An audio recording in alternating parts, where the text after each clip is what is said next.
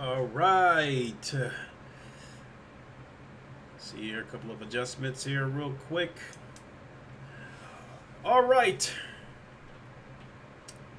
Yo, what is good, everybody? It is the Godfather of VR, the ageless one of the man, Lincoln Clay, coming back at you with another video. We are live from Wakanda on tape delay, as I am still in YouTube jail. So yes, we are doing live from Wakanda on tape delay as I go over the week past in VR and gaming. So we will get into that. But first, before we get into that, I want to touch a little bit more on this FTC COPPA situation in YouTube. So in the previous video that I just made, I mentioned something about about some information that came out from somebody within knowledge of the situation. So what happened with that situation was, when I was on my way to go pick my son up, I was listening to the video, and I wasn't really paying that much attention to it because I kind of thought it was a joke, and I was having to concentrate on the roads and stuff because traffic was kind of heavy. So what it is there's a lawyer on, he has a YouTube channel. I think his name is Corson. And according to him, he received a phone call, an anonymous phone call. There was a man on the other end of the line who would not identify himself, except that he was like kind of one of the higher ups within YouTube. And he had information relative to the COPPA situation, and the upcoming change of service. So, according to this anonymous phone call that he received, the person on the other line was telling him that the FTC is well aware that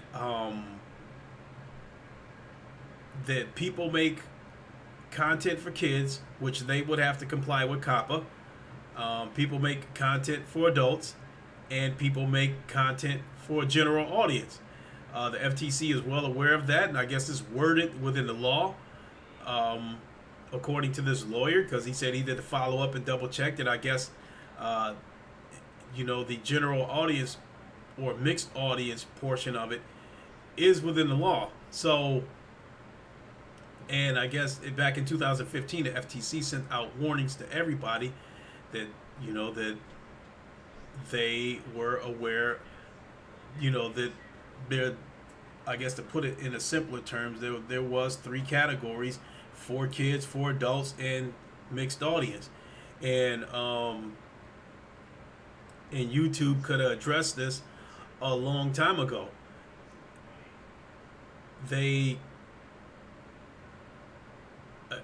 I mentioned one of the ways that, I guess in this phone call, one of the ways they could have addressed it was to require everyone to sign into their YouTube or Google accounts in order to watch content, which you would have to be 13 or over in order to have an account.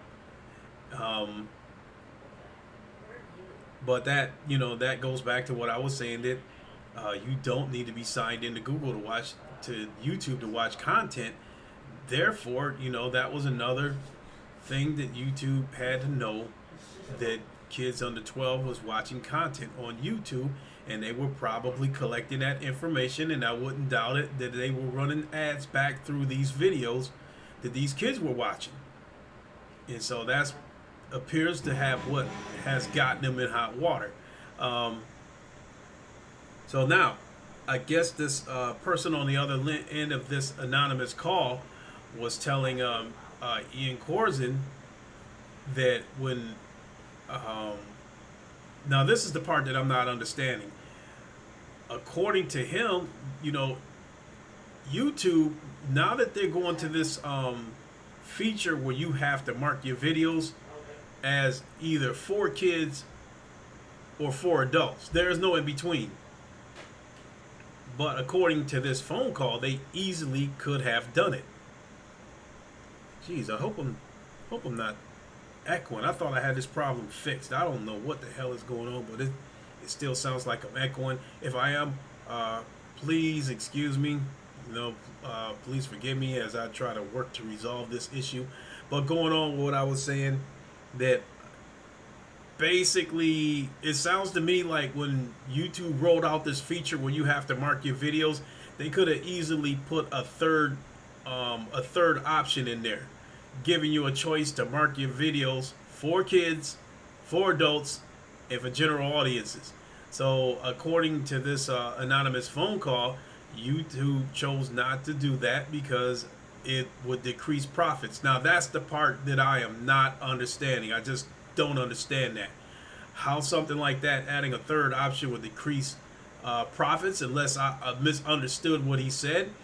But I'm led to believe by, putting content creators in a position where they have to go either or with their with their options, that they made the rope that much tighter, or made the knot that much tighter. I don't understand that.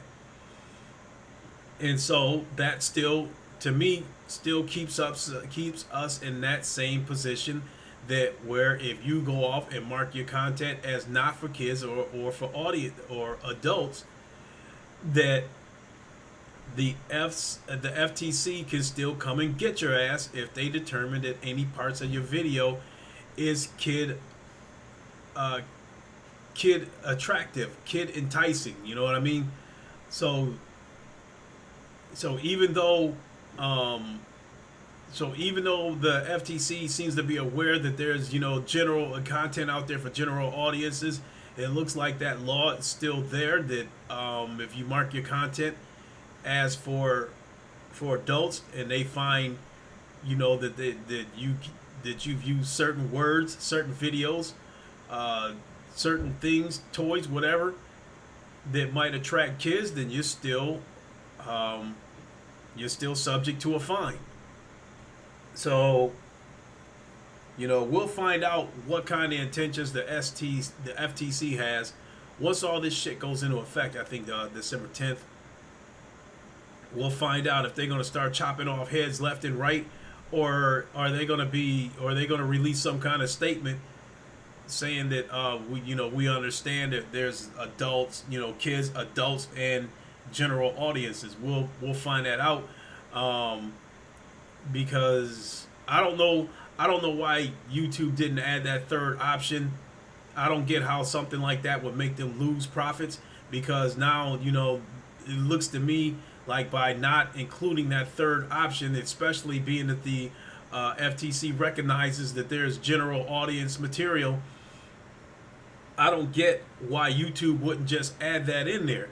I don't get how that would decrease their profits. What they did was stir up a damn hornet's nest. They got people panicking. They got people jumping off the ship. In my case, I have not jumped off the ship, but I am seriously debating about throwing all my cargo overboard in terms of my videos, in terms of deleting my videos. So I'm hoping that before December 10th, we'll get some clarification from the FTC, because I really don't want to delete those videos, but I will if it means avoiding a $42,000 fine per video. So, with that being said, I will the Ian Corson, the attorney that I'm speaking of, the video that he released talking about that anonymous phone call, I will put that in the link so you can go check that out for yourself, make your own interpretation of it and whatnot. And if you think you spotted something within that video that I might have missed, definitely let me know in the comments. So with that being said, let's get on with live from Wakanda on tape delay. So I made a series of tweets, over the past week. But while it's still fresh in my mind, I'm going to go over a few VR and gaming news that I did not tweet about, and I just, and I need to get them in while it's still fresh in my head. And one of them is that the Five Nights at Freddy's that was supposed to come to the Oculus Quest sometime this year is not coming out until next year. I didn't have any plans for it, but it might be a little bit disappointing to my son, because I know how much he loves Five Nights at Freddy's. So sometime in 2020, I can I guess hearing that it's coming out in 2020 is okay, but being that there's no specific date when in 2020, I think is a little bit disappointing.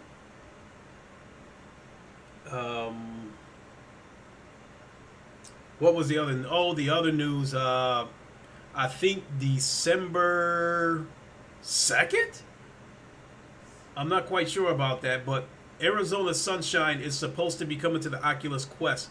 Now, I have the game on the PlayStation VR, and I don't think it's a bad game. I don't really have a problem with the game, but I think the game is grossly overpriced. The game is $40, and it has remained that way for quite a while. I ended up getting the game on sale for $15. And it's probably going to be the same way with the Quest. If I have any interest in getting this game on the Quest, I'm not going to pay the full $40 for it. The developers did specify that this game will not be cross-buy because, they have to support the development of the game, and there will be no cross-play co-op between the Oculus Quest and the Oculus Rift. And they did say that also that the DLC will not be available at launch because their first priority is to optimize this game to get it to run as best as possible on the Oculus Quest, but DLC will be coming in the following months. Also, Aspire 1. That game is cross-buy. But the catch is you have to buy. So I guess there's like a little bonus thing. If you buy it on the Rift from the Rift store, the Rift part of the Oculus store, the game is cross-buy. As I said, it's cross-buy between the Quest and the Rift. So that's a good thing right there. And I guess you can get Killing Floor for the Rift. Now, I have Killing Floor for the PSVR. I tried it for a few minutes, but the game just kind of had me confused trying to figure things out. But hey, I never have a problem with the word free. I was definitely, Aspire 1 was definitely on my radar as far as games that I wanted in 2019. Now, I did see a little bit of a stream from Polish Paul when he did it on the PlayStation VR. He said that the graphics were a little bit jaggy on the PlayStation VR, which I'm not exactly surprised. But the opinions on PC have been a little bit better versus the PlayStation VR. So that pretty much solved it.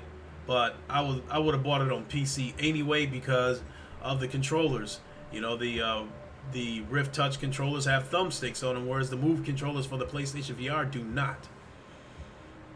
So, being that the game is cross-buy for the Quest as well, that made the situation a little bit more easier to decide. So I won't be buying it on Steam. I will be buying it through the Oculus store. So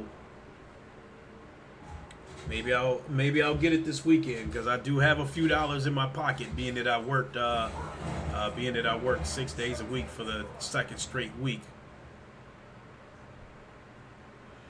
And I think the last piece of news that I want to get into, this is news off the top of my head before I go into my notes. I'm almost certain that I'm echoing. So, Vader Immortal episode 3 just came out a couple of days ago, and I think that is the third and final episode in this series. This game is also cross-buy, and I did buy it, and I did take a quick look at both the Quest version and the Rift S version. Now, the Rift version of this game, the file is 3.3 gigs, whereas the Rift version of this game, the file is over 11 gigs. That's quite a big difference in size. So I took a look at them, and the Rift version of the game had more color and was sharper. The Quest version of the game did have some sharp edges, and it didn't have as much color as the Rift version did. But no less, I thought it was still an impressive. I thought it still looked impressive to be on a VR headset with a mobile processor. You know, given how a game like Poker Stars VR, for instance, given how that looks versus Vader Immortal, I think that's pretty impressive how Vader Immortal looks on the Oculus Quest. So, I do have all 3 episodes. I played the first one, but I did not play the second or the third one because at that point, I wanted to wait until I had all 3 episodes in my possession, and then just try to play it as one whole game. So, hopefully I'll get to that pretty soon and resume duties on Asgard's Wrath as well. So I think that covers the news off the top of my head. Now I got to go to my notes.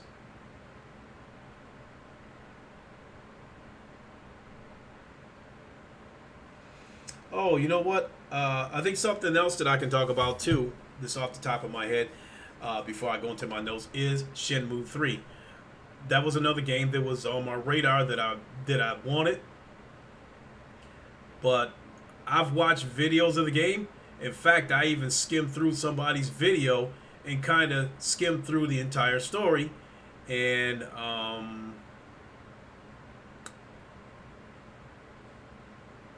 basically, without spoiling anything, the ending pretty much lets you know that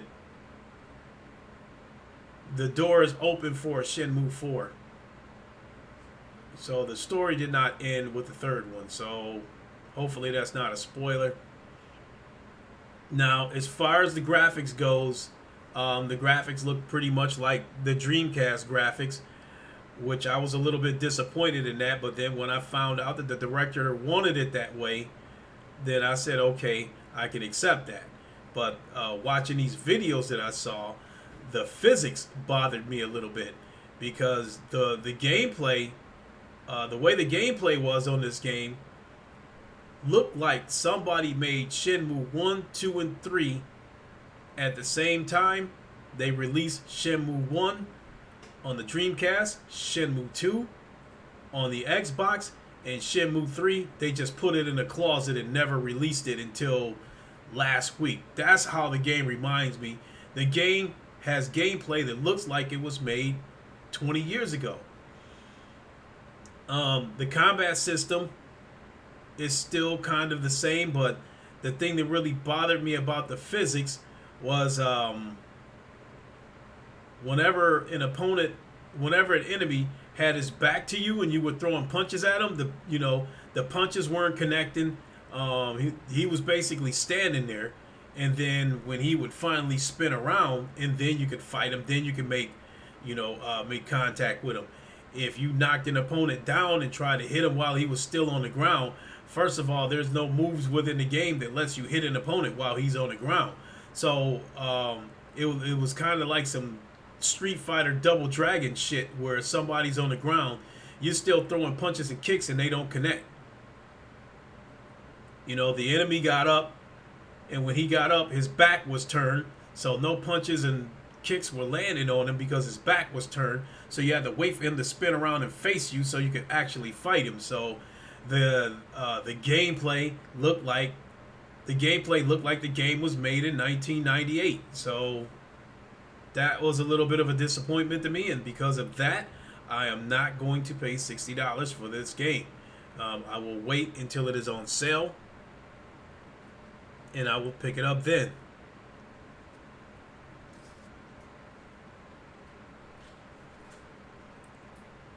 I got to be wise with the money because, as you can see, I'm making all these strategic moves. Getting the Spire 1 on the Rift so I can get it free on the Quest. Waiting till Shenmue comes on sale. Now, Stormland, there's no way around that because that's an Oculus exclusive, and Oculus does not put their shit on sale for nothing. Not the high quality stuff. the super old shit, or the shit that didn't sell very well, they will put that on sale. But a game like Stormland, I don't see them putting that game on sale anytime soon. So whenever I decide I want to pick that game up, I will have to pay the full $40 for it. So now I can get to my notes.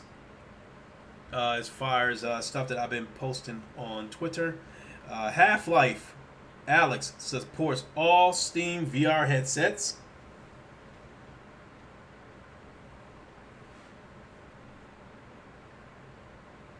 And it is free for index owners. So that is actually cool. That part right there, that is very, very cool. Especially with the kind of start that the Valve Index started off with. It did not get off to a very good start because one of the controllers was malfunctioning. I guess something about the controller would not let you click down on the right thumbstick. Eventually Valve did address this. They did address it, but it was not a good look for them because they were dragging their feet and, making public excuses that they were looking into it, that kind of stuff. So that is cool that the game is going to be free for Valve Index owners.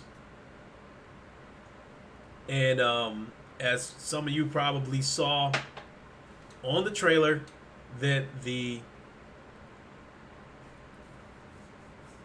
game is going to be available on all headsets, Oculus, HTC, Windows Mixed Reality.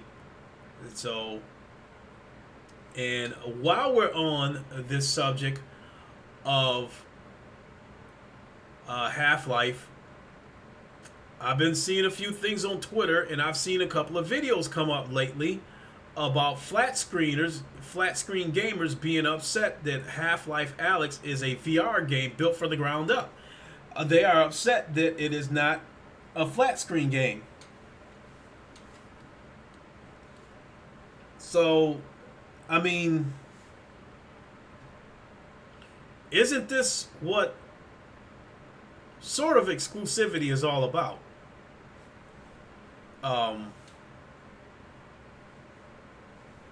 As a VR enthusiast, I want to see VR get to the mainstream. But in order for that to happen, people got to buy headsets. In order for them to buy headsets, you have to come up with content that entices them to buy a headset. So,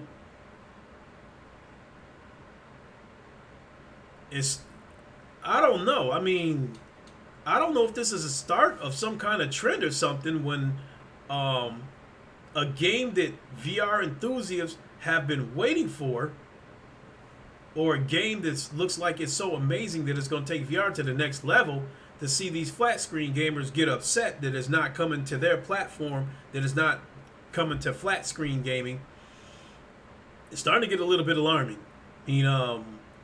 I will outright go ahead and call him out, and that's Young Yeah.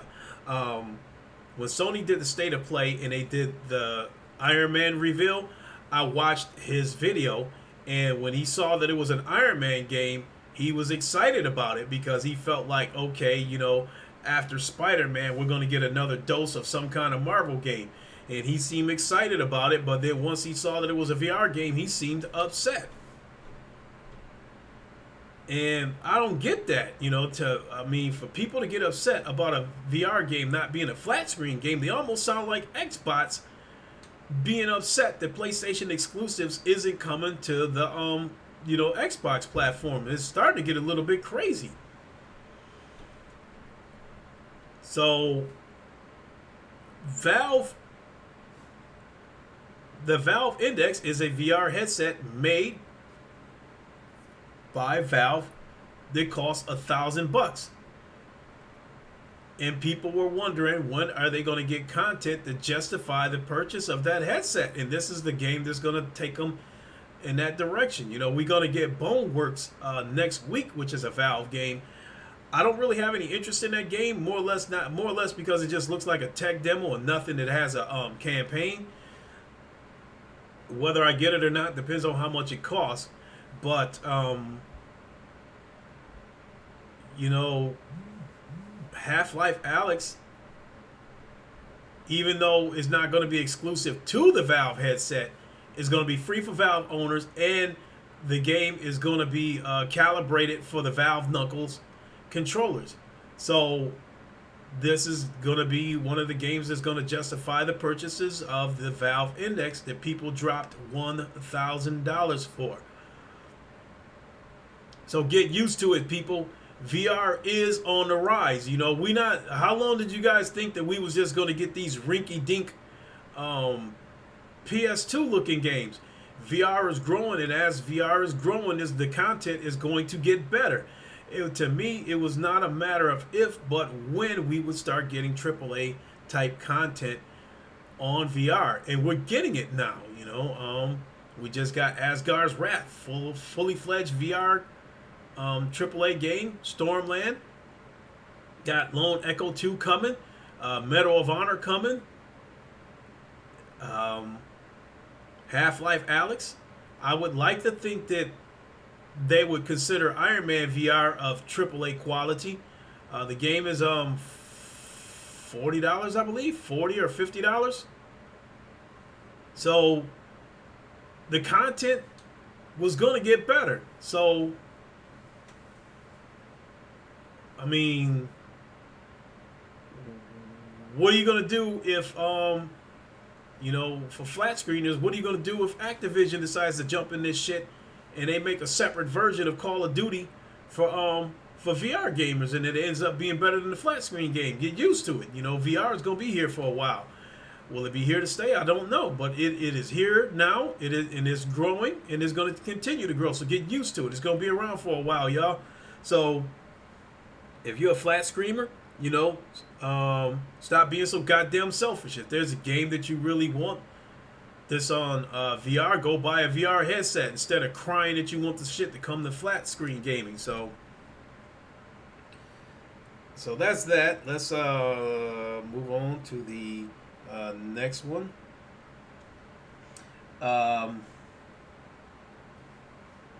Now this next tweet that I had made on Twitter is an opinion piece, and basically the headline says, if Sony was smart, they would introduce an official PlayStation 4 trade-in program to push PS5 adoption rate. Excuse me. I can agree with that. There are some people that thinks that's not a good idea, but I can agree with that because we do know that the PS5 is going to sell.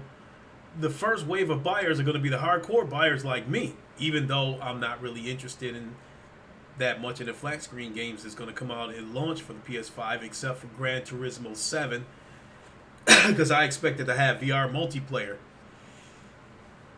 So that's going to be the game that's going to hold the most interest in me when the PS5 comes out. Nonetheless, I will have a PS5 day one. I have been saving my money. I do believe I got about $100 tucked away for my PS5, and I'm putting away anywhere from $10 to $20 a week. So that will be, you know, my PS5 purchase will be out of the way in a few months.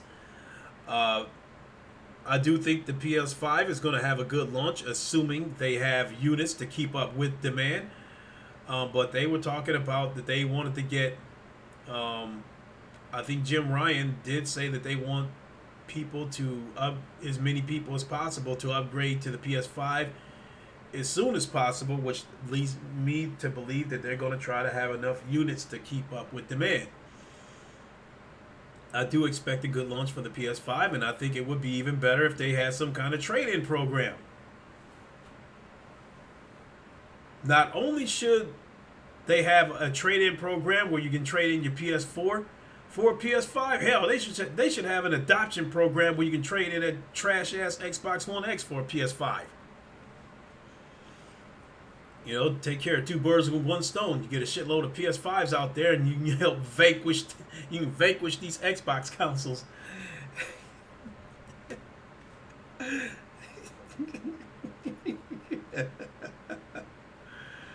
All right, what do we got next?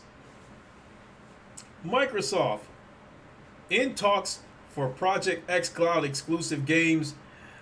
I have to say that I'm not exactly surprised by this, even though Microsoft is trying to become third party and trying to get their games everywhere.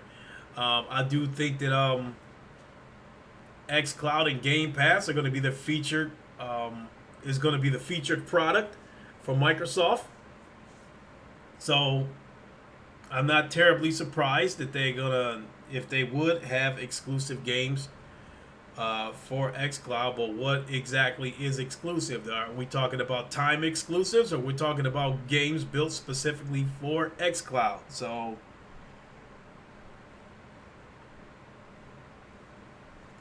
excuse me. Says Microsoft is in talks with first and third party studios to create and release Project xCloud exclusive games. Microsoft's Kareem Chowdhury made the confirmation at XO19 in London as part of a group interview with Australian outlets, stressing that there weren't any specific announcements to make at this time in terms of Project Cloud exclusives. We're in early talks with first and third parties, but we don't have any announcements to share. Damn it, shit jumped on me right in the middle of reading it. We don't have any announcements to share, Chowdhury asserted. New content and IP takes 18 months to 2 years to develop. So, I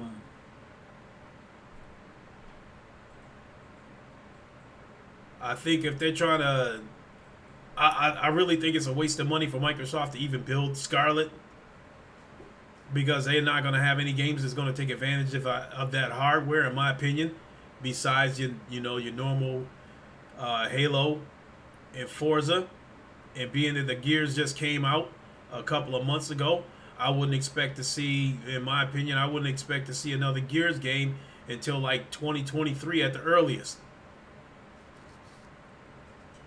So, but I think that's where Microsoft's focus should be. If you're going to build this console, give people a reason to buy it. So put some exclusive content on that console and not this damn xCloud. So, but if they Microsoft puts any first party content on there, I expect the games to be some bleeding edge type shit that Ninja Theory came out with. This again, the cartoon State of Decay looking shit. So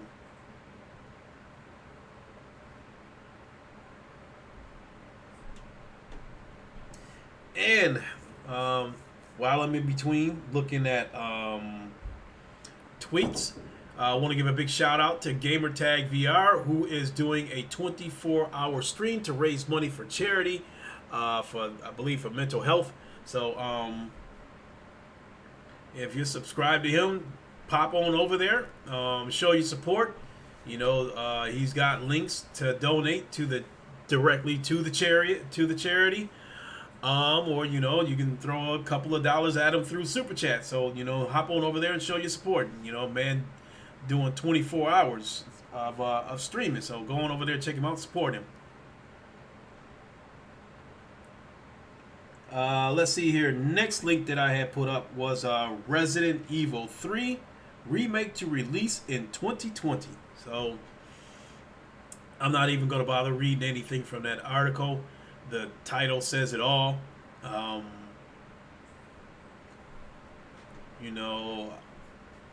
I have never played any of the Resident Evil games. I think I had I believe I had Resident Evil 4 on the Xbox, but played about 5 minutes of it.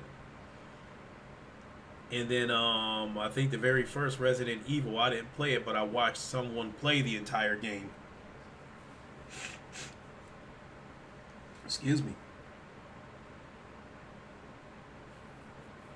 So let me see here. Next up, we got HalfLife Alyx. PC system requirements are higher than the VR minimum. So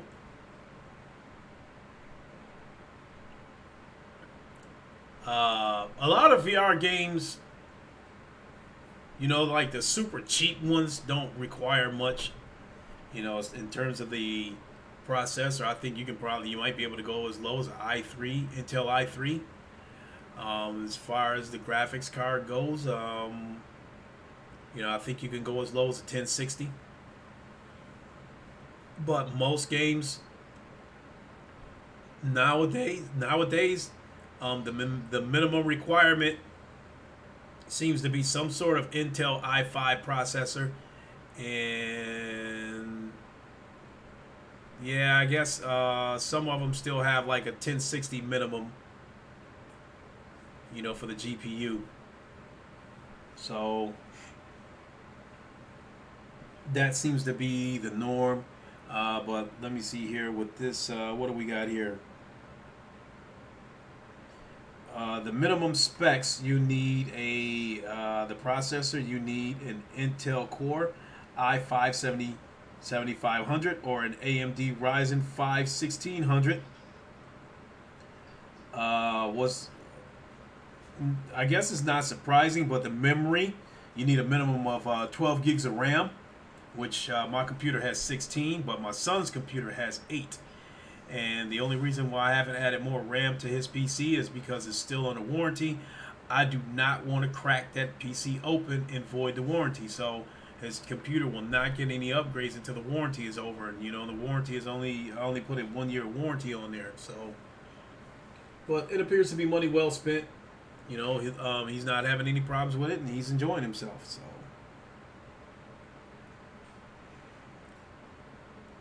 I don't know if he's interested in Half-Life anyway, but if he do, he can play it on my PC. Next up, Stadia. Google Stadia will destroy your data cap. Uses over 7 gigs per hour at 1080p, and it is much worse at 4K. That is crazy. Excuse me. 7 gigs an hour at 1080p.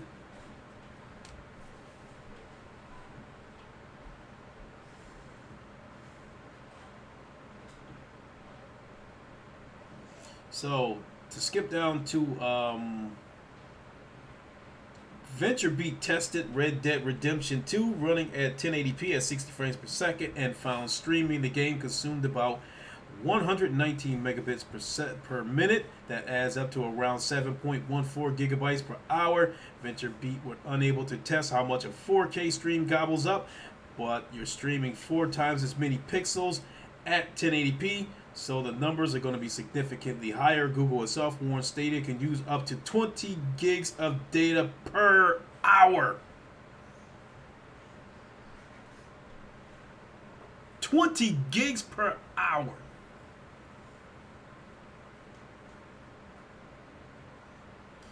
That means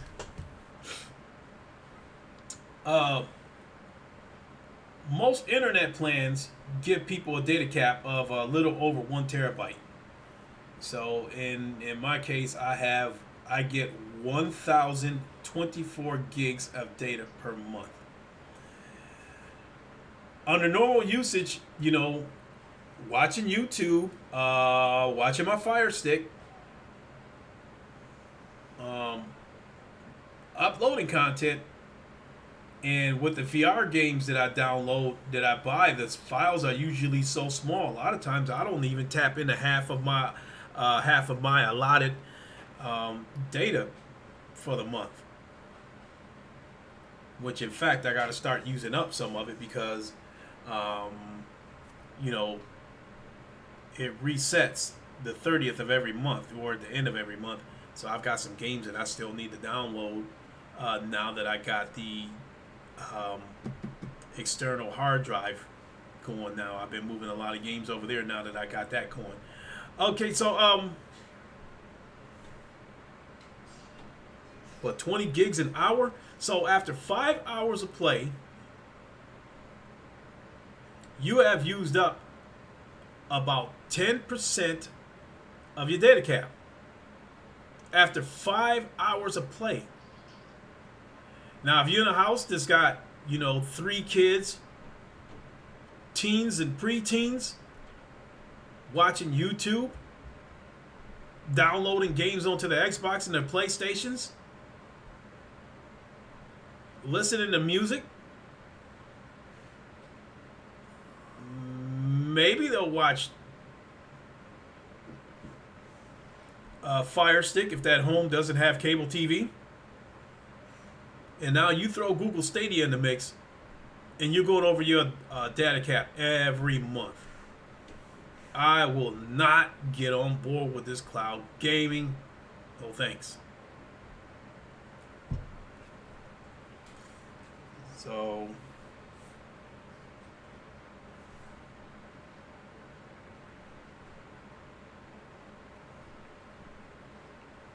what do I got next here?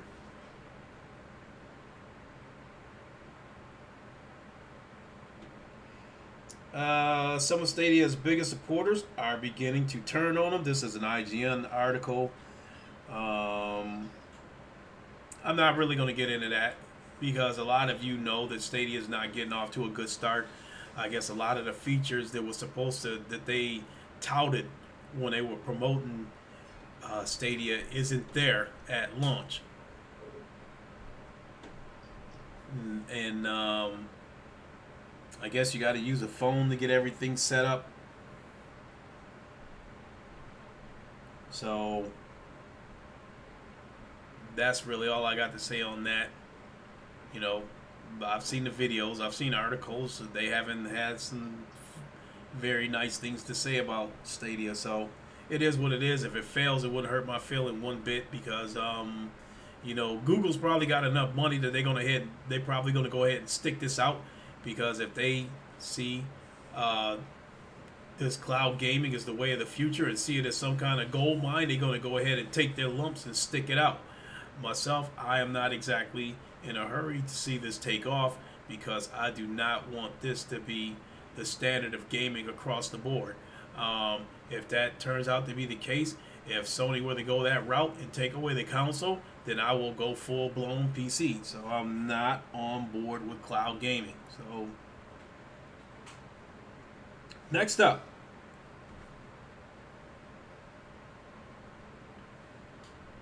Facebook, Black Friday Oculus and Portal sales. You can get $50 off of the Oculus Rift S, which would bring that headset down to $350. Or you can get all 3 episodes of Vader Immortal for the Oculus Quest if you choose to buy that. And that offer goes, I think they said until January. I don't know. I can't remember the exact date till sometime in January.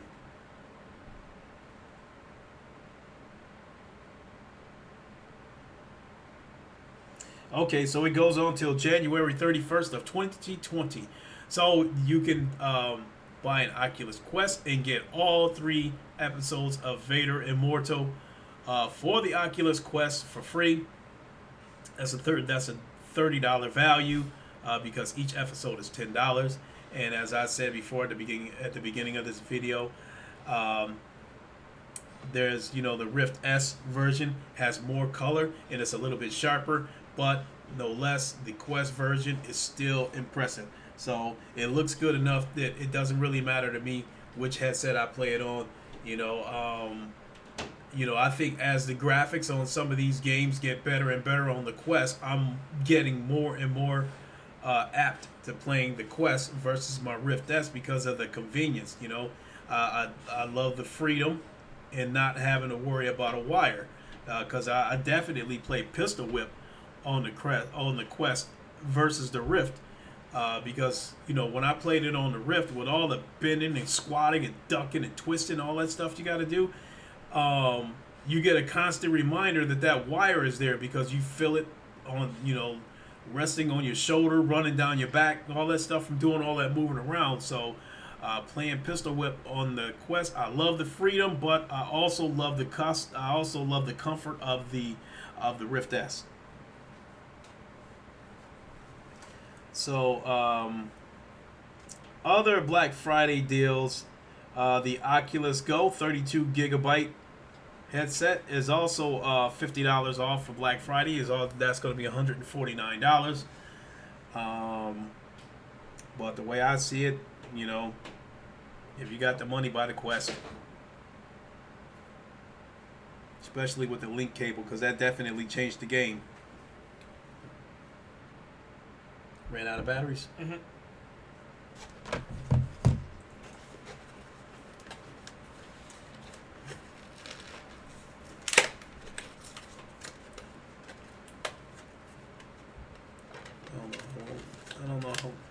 take. It's probably gonna take a little while to charge these up. You're dead. Yeah, they don't come out of the box charged. Give me a second, folks. Let me. Oh yeah.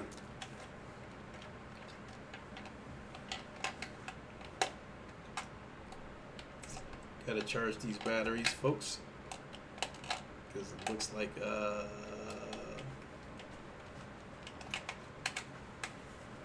bought the little charger deal here, rechargeable batteries, because I got tired of buying batteries. So give me a second. Let me plug this up so we can charge.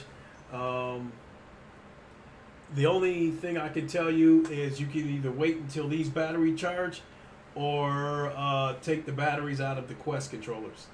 Okay.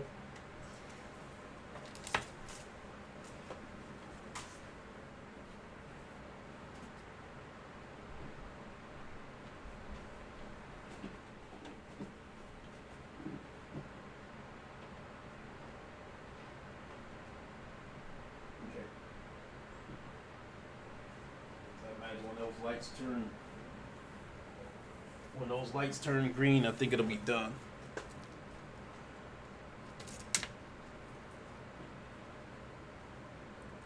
Okay, let's move on to the next bit.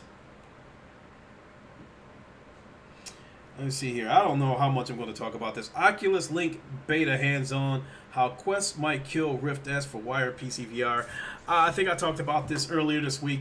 Long story short, it is a great thing. You know, this Oculus Link cable. I've been hearing a lot of good stuff about it. A lot of people saying that the tracking's been good. They haven't really been experiencing any latency, anything noticeable. Some people have noticed a little bit of downgrade in resolution. But it's a game-by-game basis. You know, some people, including Gamertag VR, has said that he would compare the View. He would compare it to not as good as the Rift S, but a little bit better than the CV1. Enough to the point where he would recommend it if you had a CV1 and you had a Quest to go ahead and get rid of your CV1. That's how much he approves of it. So, you know, will it kill off the Rift? Not in the immediate future, I don't think, but I could see something like a Rift S hybrid next generation where, you know, where it truly is a Rift that you plug into the PC, and then when you unplug it, it still has PC quality type graphics and performance, even though it's mobile, you know. So no. See here, I didn't really read this article, so I'm not going to go too much into it, but Google is blatantly lying about the quality of Stadia games, and that's not okay. I'm not exactly surprised about that. It is what it is. I'm not going to read that, especially being that I don't really have much of an interest to see this succeed. So. And what do we got here? PSVR titles grab an impressive 4 nominations at the Game Awards, which is actually pretty cool. Let's see here. The nominees were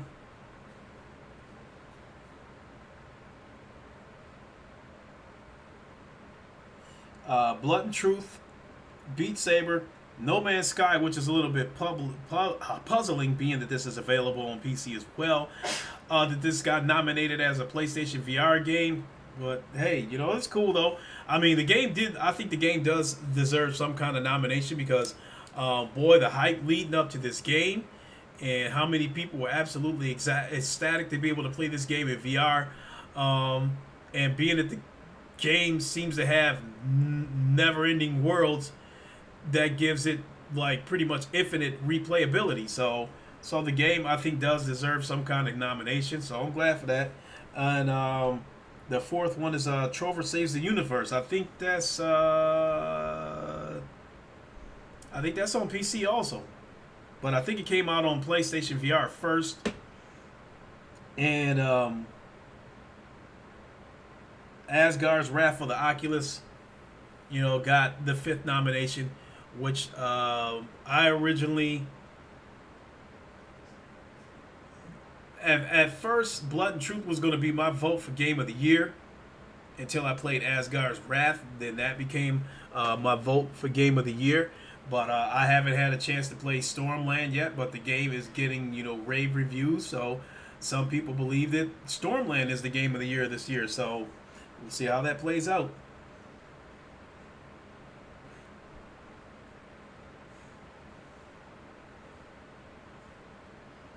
And let's see what else we got. EverQuest and Pantheon developer Brad McQuaid has died. I really don't know too much about that.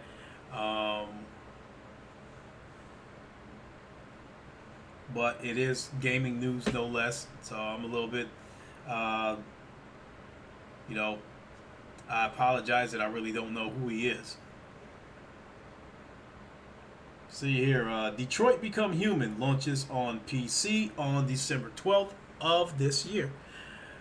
Well, we knew it was going to happen, so I guess from my standpoint I'm just waiting to hear if the game would look noticeably better on PC than it did on the PlayStation Pro, because currently Detroit Become Human, I believe, is the best game that I've ever seen on any platform.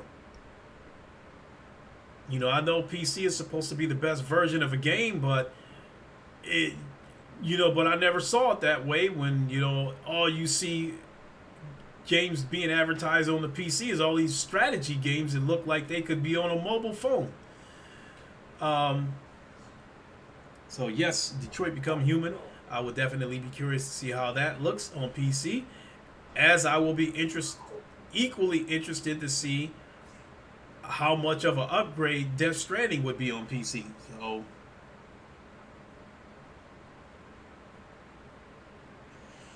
and let me see here. Next up, we got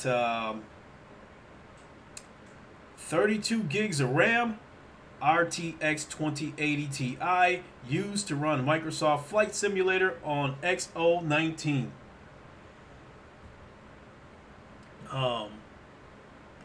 The game looks simple as fuck. It looks like a very simple game, but it did look amazing. Not gonna lie. When I saw it, that was my thought. I said, this shit has to be on PC. Because we know goddamn well the shit's not going to look like this on the Xbox One S. And if the game is capable of looking like that on the Xbox One X, it's going to run like shit. Because there's no way you can optimize a game like that to look that good on the Xbox One X and the game runs smoothly. That's been proven over and over again. So when I saw it, I was blown away by it. I figured it had to be on PC. But it really didn't matter because I have no interest in this game unless it comes to VR.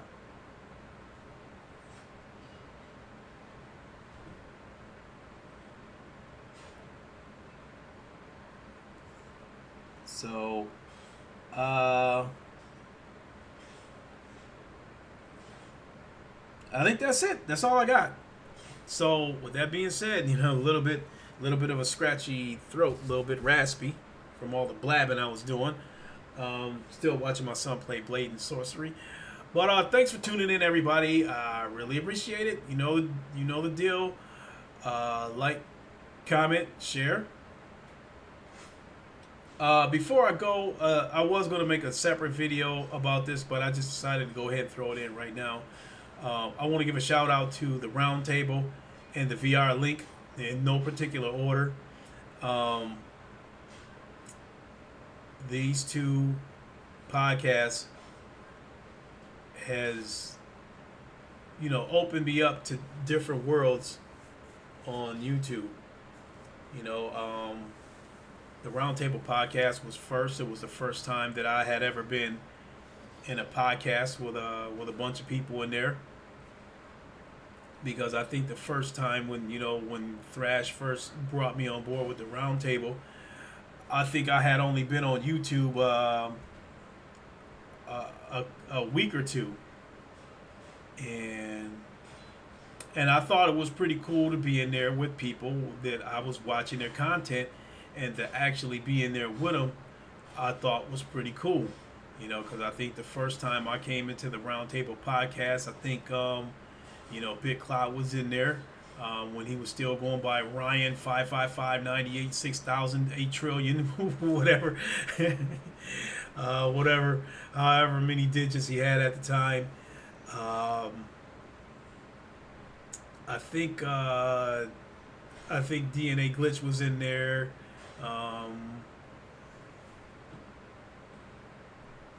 And ACO7 wasn't there, but I knew he was kind of part of that crew at the time. So it was still pretty cool, and then even with Big Cloud with his Real Gamer Talk podcast, when I came in there, again I had met YouTubers that I had watched their content, so I thought it was pretty cool to be in there because it was through his podcast that I met Porter Rock, Jay Wags, Foxy Games UK, even Griffin Gaming. I met him in there too. So being in these podcasts, like I said, opened up a different world to me and allowed me to meet other YouTubers who content that I was watching. And that brings me to the VR Link. When Gamertag offered me a permanent spot on the VR Link, that definitely opened me up to another world too, because Gamertag is commanding a lot of respect throughout the VR community. He may not be the biggest YouTuber, but he is definitely one of the more well-known YouTubers, he in the VR community, because he's rubbing elbows with YouTubers that has subscribers in the hundreds of thousands. And when we did the VR Link a couple of weeks ago, when Nathy was on there, Nathy has 500,000 subscribers. So he was by far the biggest YouTuber that I have ever been in a podcast with. It was also pretty cool to be in there with Cass and Cherry, because I was watching, I do watch their content, because they make a lot of, they do both tech videos and gameplay videos. It was through the VR Link that I also met Paradise Decay, which I think he has close to 9,000 subscribers, which is pretty cool. He's a pretty cool guy too. And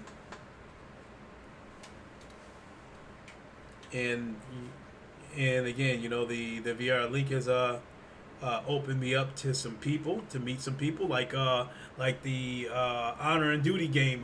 The developer of that game, Reggie Strange, was a guest on the VR Link about a month and a half ago, and that was pretty cool, having a developer as a guest on the VR Link. So again, all these podcasts, Real Gamer Talk, the Round Table, the VR Link, they've opened me up to a totally different world, and given me the chance to meet content creators who I've been a fan of their work and watching their content before I got a chance to get in there with them. So I thought that was pretty cool. So big shout out to Gamertag VR for bringing me on board the VR Link. Big shout out to King Thrash for bringing me into the round table. And and a big shout out to Big Cloud Gaming for bringing me on board the Real Gamer Talk podcast.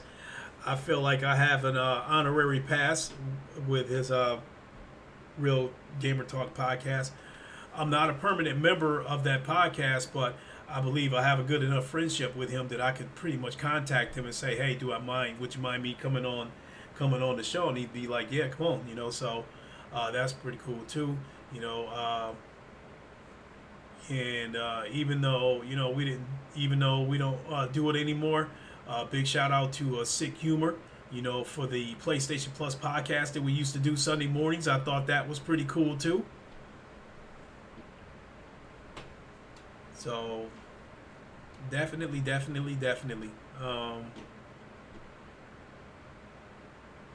even Titanfall Princess as well, who had offered me a spot on her podcast when she had the Here We Go With the Shit Again podcast. She had offered me a permanent spot on there, but at that time my plate was just full. I had too much stuff going on, and I didn't want to commit to something and then not show up, because then that don't look very good. But I definitely appreciate the support that she's given me, And I'm pretty much at her disposal whenever she wants me to come on any of her podcasts. So shout out to all those people. I really appreciate it. And with that being said, I think I can go ahead and wrap it up. I think that's going to do it for me for the day. So if I game, I don't know, mate. If I do any gaming tonight, it's going to be on the PlayStation VR because my son took over the computer. Maybe I'll play some Firewall and stream it live on Twitch. No promises. We'll see how things go. But thanks for watching, everybody. I really appreciate it. Oh, excuse me. Like, comment, share. Thanks for checking out Live from Wakanda on tape delay. And even though I'm not here live to entertain you, our shuttles are waiting for you to take you out of Wakanda and return you to your shuttles. And wish you a safe journey home. Thanks for coming to Wakanda. I will holler at y'all later. Wakanda forever!